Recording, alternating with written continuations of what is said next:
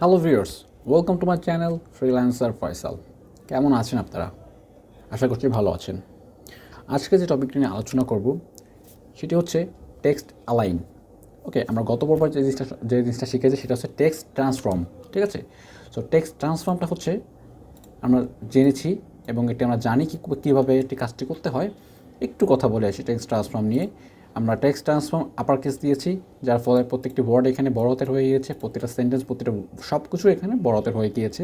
Text transform capitalise করেছি, যার ফলে প্রতিটা বাক্যের একটা প্রথম যে ওয়ার্ডটা শুধুমাত্র বড় হাতের কাজ করবে। আমাদের ওয়েবসাইট তৈরি করার ক্ষেত্রে কিন্তু যখন যেখানে যেটা প্রয়োজন আমরা কিন্তু সেটা এখানে ইউজ করব।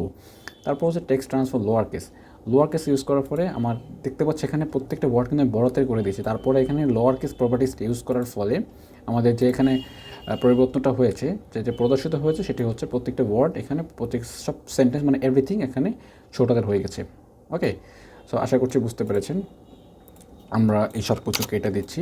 আজকের পরবর্তী হচ্ছে যে বিষয় নিয়ে আলোচনা করব সেটা হচ্ছে টেক্সট অ্যালাইন। ঠিক আছে, টেক্সট অ্যালাইন ইউজ করার জন্য আমরা একটা প্যারাগ্রাফ ট্যাগ নিচ্ছি। এখানে প্যারাগ্রাফ নেওয়ার পর এখানে কিছু কথা এখানে লিখবো। আমি এখানে কথা ডামি টেক্সট এখান থেকে আনতে পারি। লরমিপসাম থেকে আমরা কিছু ডামি টেক্সট এখান থেকে নিয়ে আসতে পারি। সো আমরা এখান থেকে আপনি চাইলে এখান থেকেও নিতে পারেন, অথবা আপনার যেখানে খুশি যেখান থেকে আপনি টেক্সট আনতে চান সেখানে টেক্সট এনে বসাতে পারেন, কোনো প্রবলেম নেই। ওকে, আমরা প্যারাগ্রাফটা এনেছি, আমরা এটা কেটে দিচ্ছি। সো দেখতে পাচ্ছি আমরা এখানে একটা সিম্পল একটা প্যারাগ্রাফ চলে এসেছে, এখানে একটা সুন্দর একটা লেখা দেখতে পাচ্ছি। সো এইটিকে আমরা স্টাইলিশ করব। স্টাইলিশ কীভাবে করব? টেক্সট অ্যালাইন প্রপার্টিটা ইউজ করে। তো আমরা পি ট্যাগটাকে সিলেক্ট করব, কার্লি ব্র্যাকেট শুরু করে শেষ করে এর মধ্যে আমরা লিখবো হচ্ছে টেক্সট অ্যালাইন। প্রপার্টিসটার নাম হচ্ছে টেক্সট অ্যালাইন লেফট। প্রথমে লেফট দিয়ে দেখুন লেফটে কী পরিবর্তন হয়। লেফটে কোনো পরিবর্তন নেই, কারণ জেনারেলি একটা ওয়েবসাইটের টেক্সট লেফট থেকে রাইট বরাবর থাকে। ইংলিশ বাংলা এই ধরনের হয়ে থাকে, কিন্তু অ্যারাবিক যদি হয়ে থাকে তাহলে কিন্তু অ্যারাবিক যে লেখাগুলো আমরা দেখে থাকি যে আমরা ডান সাইড থেকে শুরু হয়। তো এটিও করতে পারবো চাইলে।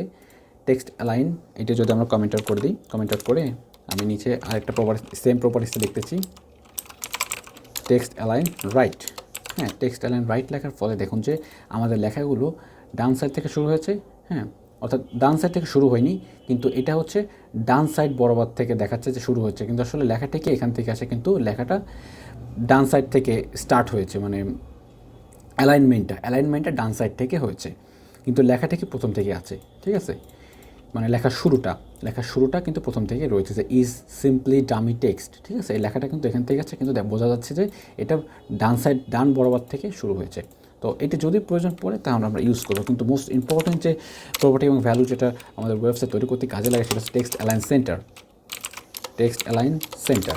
ঠিক আছে, সেন্টার দেওয়ার ফলে দেখুন কি পরিবর্তন বা কী জিনিসটা এখানে আমরা দেখতে পাচ্ছি, যে প্রতিটা লেখা দেখুন এখানে লেখাটা এখানে শুরু হয়ে এখানে শেষ হয়েছে, তারপর একটু এখানে স্পেস নিয়ে এখান থেকে শুরু হয়ে এখানে শেষ হয়েছে, তারপর মাঝ বরাবর কিছু লেখা এখানে শুরু করছে, তার মানে মাঝ বরাবর লেখা এখানে সব শো করবে। এখন যদি এখানে নতুন করে কোনো টেক্সট এখানে আমি অ্যাড করি, দেখুন আমি নতুন করে যদি এখানে অ্যাড করি,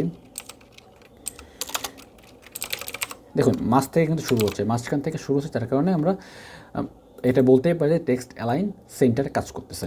তো টেক্সট অ্যালাইন সেন্টারেও কাজ দেখলাম। এরপর ফাইনালি যে কাজটা দেখবো সেটা হচ্ছে টেক্সট অ্যালাইন জাস্টিফাই দেওয়ার ফলে দেখুন যে একটু লক্ষ্য করুন, আমরা সিম্পলি বা জেনারেলি যে ওয়ার্ডগুলো লিখি বা সেন্টেন্সগুলো হয়, দেখা যাচ্ছে কি এই সেন্টেন্সটা এখানে শুরু হয়ে এইখানটাতে শেষ হয়ে যায়, অনেক সময় শেষ হয়ে এখান থেকে শুরু হয়। ঠিক আছে, তো এইটা জাস্টিফাই দেওয়ার ফলে প্রতিটা সেন্টেন্স একদম প্রথম মানে এখান থেকে শুরু করে এই পর্যন্ত শেষ করবে, একদম এই বরাবর সেই টেক্সটগুলো শো করবে। আমরা যদি এই লেখাটাও যদি বড় করি, আমরা দেখতে পারবো। আমরা একটু বেশি বড় করে নিলাম বোঝার জন্য। দেখুন আমাদের প্রত্যেকটা লেখা কিন্তু শেষ কিন্তু একদম লাইন বরাবর হয়েছে, এটি জাস্টিফাইয়ের কাজ। হ্যাঁ, জাস্টিফাই দেওয়ার ফলে এটা হয়েছে।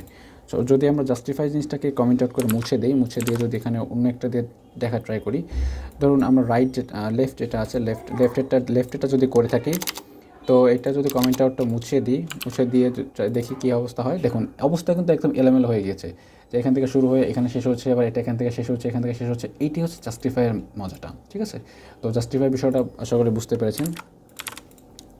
তো এটি হচ্ছে সব ওভারঅল আমাদের টেক্সট অ্যালাইনের কাজ। সো আমরা একটা এখানে ওপেন রাখি, জাস্টিফাইড ওপেন রাখি এবং টেক্সট অ্যালাইনটা কেটে দিই।